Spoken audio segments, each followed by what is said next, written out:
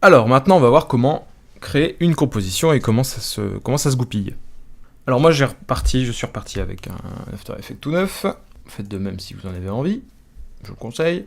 Alors on va rien importer pour le moment, d'accord, on va importer par la suite. Là je vais juste vous montrer comment, je vais vous montrer comment on fait les compositions et comment ça se règle. Alors normalement composition, vous savez plus ou moins où ça se trouve, hein, parce que tout à l'heure on a un petit peu spoil. Alors c'est juste ici. Create a new composition. Créer une nouvelle composition. On va appuyer dessus. On va voir ce qui se passe. Alors, moi j'ai le dernier format que j'ai utilisé, d'accord, donc c'est le HDTV 1080 en 25 images par seconde. Vous, ça doit sûrement être autre chose, ne vous inquiétez pas. On va commencer, de toute façon on va pas commencer par là, on va commencer par Composition Name. Alors je sais que vous avez une folle envie d'appuyer là sur OK et de commencer à chipoter avec, mais s'il vous plaît, non, voilà. Il faut renommer les compositions, parce que il y a un moment où on va faire des mises en abîme de composition, et si c'est le bordel, composition numéro 23, vous allez vite en avoir marre et puis savoir ce que c'est, quoi. Donc on va les renommer. Alors moi j'ai trouvé un titre très original, Udemy, hop. Donc soit vous faites comme moi, soit vous marquez votre prénom, je sais pas. Mais mettez un nom, d'accord, sur ce qu'on va mettre à l'intérieur. Donc moi je l'ai appelé Udemy, c'est original. Et on va rester dans le basique, d'accord. Dans avancé, on ira quand on réfléchira en 3D. Pour le moment, le basique, ça nous suffit largement. Alors ici, on a des presets, en fait. Des presets de composition. Alors, on peut aller dans Custom, mais ça nous intéresse pas beaucoup. D'accord. Nous, ce qu'on veut, c'est un preset. Parce que si on fait Custom, on va pouvoir éditer au pixel près ce qu'on veut. On a les formats web, que je n'utilise jamais, parce qu'ils sont de très mauvaise qualité. On peut le voir là. Hein. On a du PAL et le format américain. Et ici, c'est les formats que j'utilise le plus. C'est les formats HD, donc soit pour YouTube. Et là, ici, on a les formats un peu plus gourmands. D'accord, on a le format cinéma 16:10. On a... là, ceux-là, c'est moi qui l'ai rajouté. Non, vous l'avez pas, hein, celui-là. On a les films de K, le 4K, etc. Après, on a d'autres formats un peu velus, mais c'est parce que j'ai fait mes formats personnels. Je ferai une formation, carrément, sur Media Encoder, et je vais vous expliquer ce que c'est que les codecs et ce que c'est que les formats. Parce que si je m'embarque là-dedans, si je mets un doigt là-dedans, on est pris pour 2 heures de vidéo sur les codecs, et je pense pas que ça vous intéresse des masses. Ce que vous voulez, c'est utiliser After Effects, et c'est pas vous prendre la tête avec des échantillonnages d'images. Bref. HDTV 1080, 25 images par seconde. Voilà. La base, quoi. Ici, on a les pixels, donc c'est bien du 1920 sur 1080. Ici, on a le ratio. D'accord, c'est du 16:9, c'est exactement ce qu'on veut, c'est très bien. Pixel carré, ici il faut vérifier, d'accord, que c'est bien en pixel carré, sinon l'image que vous allez importer qui ne sera pas en pixel carré, elle sera déformée. Et là vous allez vous demander pourquoi c'est étiré et pourquoi on n'arrive pas à le remettre. Voilà, c'est pixel carré, comme ça vous êtes sûr de ne pas avoir de déformation. Le ratio, qu'on peut rechanger par la suite, hein, du 50, du 60, machin, si vous faites vous enregistrez vos vidéos de jeux vidéo et que vous êtes en 60 images secondes, machin, et que vous voulez garder votre 60 images secondes, pour le mettre sur YouTube ou quoi, mais bah voilà, c'est ici que ça se passe. Nous on va rester en 25. Résolution full, ça on touche pas. Le start timecode, on peut toucher, mais ça, voilà, vaut mieux commencer à 0, c'est quand même une bonne base. Après, la durée, moi j'ai mis 10 secondes, d'accord. Ça c'est les secondes, ça c'est les minutes, et ça c'est les heures du coup. Et ça c'est les frames, d'accord. C'est-à-dire que si je mets 24 ici, ou 25 plutôt, voilà, il va me dire, bah non mon pépère, si je te fais une vidéo de 10 secondes et 25 images, bah je te fais une vidéo de 11 secondes. Hop, voilà, on reste en 10. Le background, la couleur du background noir, c'est bien, hein, noir. Hein. On pourra changer de couleur si on en a envie, mais bon, là ça nous importe pas beaucoup. Mais si jamais vous voulez changer de couleur de background parce que vous êtes en train de manipuler des objets noirs, bon, ben alors vous pouvez venir ici et choisir un gris un peu plus clair. On fait OK, et voilà. On a ça. Il faut voir ce cadre ici comme une sorte de trou qui mène vers du rien. D'accord ? Ça, c'est un encadrement, comme un cadre que pour mettre au mur, en fait. Et tout ce qu'on va venir importer, ça va passer derrière le cadre. Et derrière ce cadre, un peu comme au théâtre, on va voir ce qu'il y a à l'intérieur de ce cadre.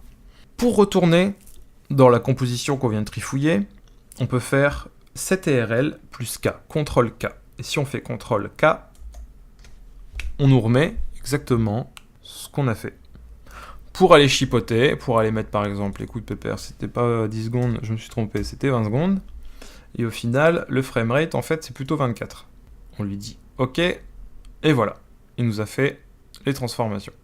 On est bien sur du 24 images secondes, on le voit ici, 24 fps. Ici, c'est notre timecode, et ici, c'est le nombre de frames. 0,00000. On a créé notre composition, on a créé notre cadre vide, on a créé l'environnement dans lequel on va vouloir mettre nos images. Alors, une fois qu'on a fait ça, on va devoir importer. On va faire un double clic ici, et on va venir importer EP alpha et EP merge, les deux là. Hop, importer. On va venir les glisser dans la composition. Hop, voilà. Et on va voir ici qu'on a EP alpha, qu'on peut déplacer. On peut déplacer là. Hop.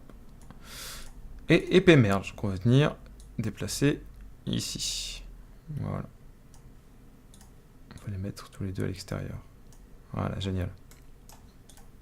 Donc on peut voir ici qu'on a du coup, avec le blanc à l'extérieur, le blanc derrière, donc la version aplatie, la version merge, et ici la version alpha où il n'y a rien derrière et on peut chipoter avec, et on voit une transparence sur le calque. On va voir une troisième fonction, c'est-à-dire importer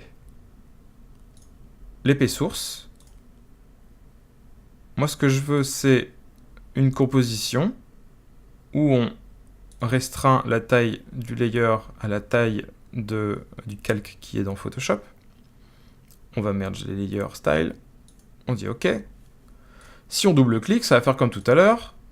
On va avoir le manche et l'épée séparés.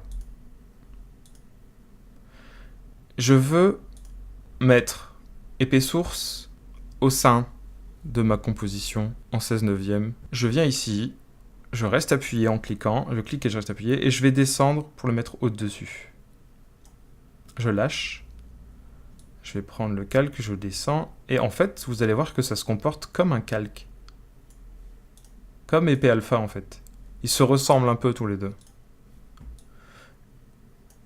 Une fois qu'on a importé la troisième épée, qui est devant, qui est épée source, en fait, c'est une mise en abîme de composition. Parce que si je double-clique dans épée source et que je rentre à l'intérieur, je vais voir le manche et l'épée. Et si je décolle le manche au sein de la composition épée source, quand je vais voir juste au-dessus, je vais voir que l'épée a été modifiée.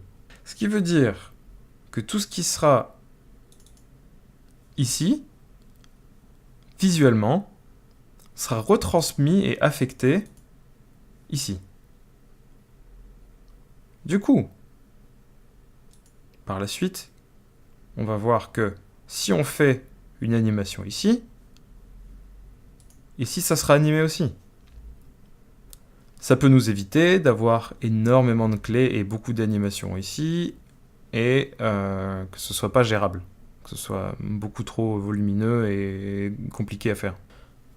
Visuellement, pour organiser notre composition, c'est ici, on a des petits carrés de couleurs.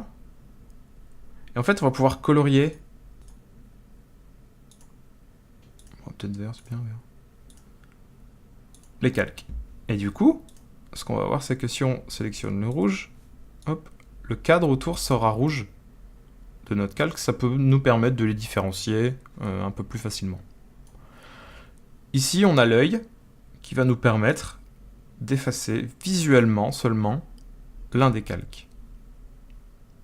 D'accord? Si je veux voir que le vert, je vois que le vert. Si je veux voir que le mauve, je vois que le mauve.